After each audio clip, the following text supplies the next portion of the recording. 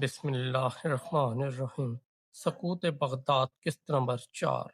Baghdad جو کبھی علم، حکمت اور عظمت کا مرکز تھا، اب آہستہ آہستہ اپنے زوال کی آخری حدوں کو چھو رہا تھا۔ گلیاں سنسان ہونے لگی تھی، بازاروں کی رونق ماند پڑ چکی تھی اور لوگوں کے دلوں میں ایک انجانہ خوف گھر کر گیا تھا۔ ہر شخص جانتا تھا کہ ایک طوفان قریب ہے، مگر کوئی یہ نہ جانتا تھا کہ وہ کتنا تباہ کن ہے۔ خلیفہ المعصوم باللہ کے دربار میں اب بھی ظاہری شان و شوکت موجود تھی، مگر اندر سے ریاست کھوکھلی ہو چکی تھی۔ درباری سازشوں، غلط مشوروں اور کمزور فیصلوں نے سلطنت کی بنیادیں ہلا دی تھیں۔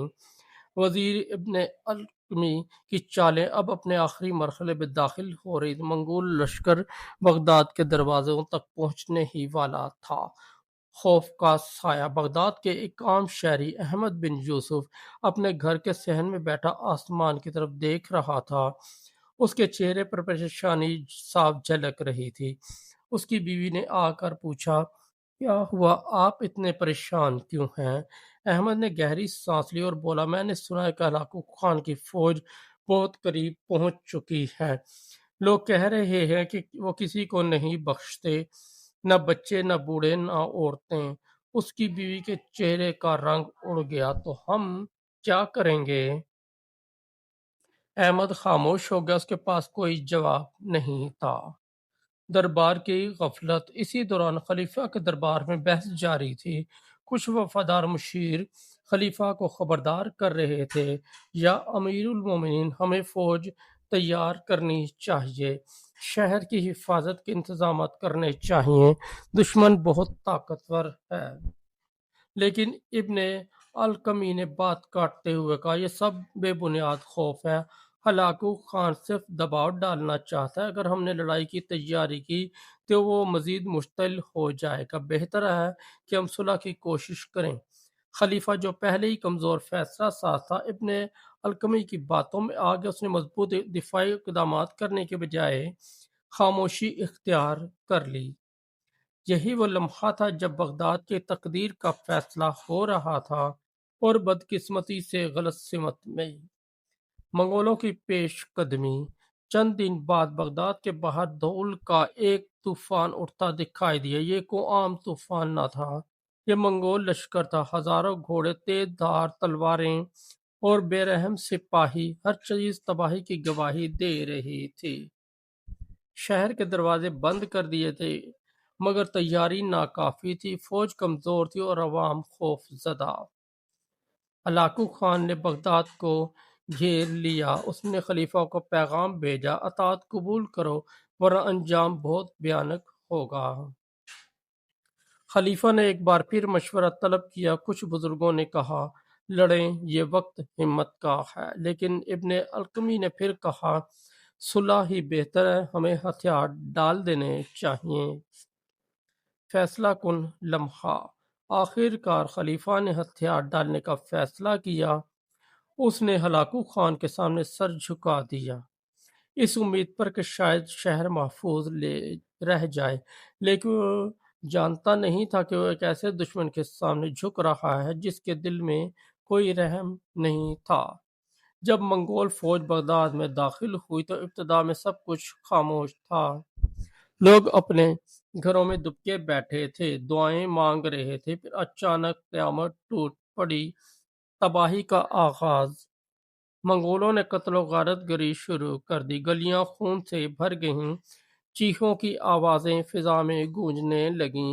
احمد بن یوسف اپنے گھر میں چھپا ہوا تھا۔ اس نے اپنی بیوی اور بچوں کو ایک کمرے میں بند کر دیا اور کہا، جو بھی ہو باہر مت نکلنا۔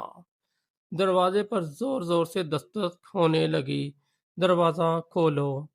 احمد کا دل تیزی سے دھڑکنے لگا۔ وہ جانتا تھا کہ اگر دروازہ کھولا تو موت سامنے کھڑی ہوگی، مگر دروازہ توڑ دیا گیا۔ منگول سپاہی اندر داخل ہوئے۔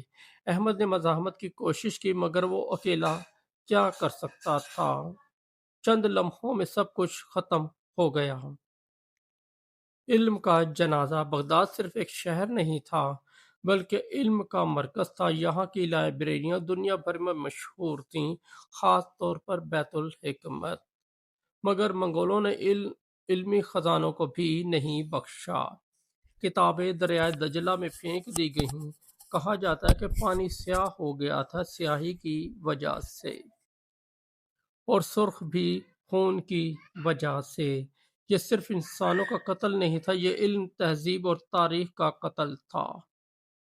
خلیفہ کا انجام: خلیفہ المعتصم کو گرفتار کر لیا گیا۔ اسے ہلاکو خان کے سامنے پیش کیا گیا۔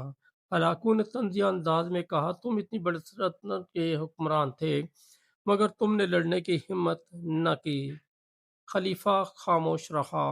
آخر کار اسے ایک عبرتناک انجام دیا گیا۔ اسے قالین میں لپیٹ کر گھوڑے کے سموں تلے کچل دیا گیا تاکہ خون زمین پر نہ گرے، کیونکہ منگولوں کا عقیدہ تھا کہ شاہی خون زمین پر نہیں بہنا چاہیے۔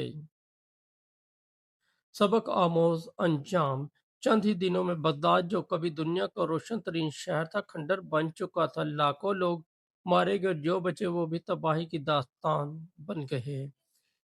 یہ واقعہ صرف ایک تاریخی سانحہ نہیں تھا بلکہ ایک زبردست سبق بھی تھا۔ جب قیادت کمزور ہو جائے تو قومیں تباہ ہو جاتی ہیں، جب دشمن کو کم سمجھا جائے تو انجام خطرناک ہوتا ہے، اور جب اندرونی غداری شامل ہو جائے تو زوال یقینی ہو جاتا ہے۔ اگلی قسط کا اشارہ: لیکن کیا واقعی سب کچھ ختم ہو گیا تھا؟ کہ اس تباہی کے بعد کوئی امید باقی تھی؟ اور کیا امت مسلمہ دوبارہ کھڑی ہو سکتی تھی؟ یہ سب جانیں گے ہم سقوط بغداد قسط نمبر 5 میں۔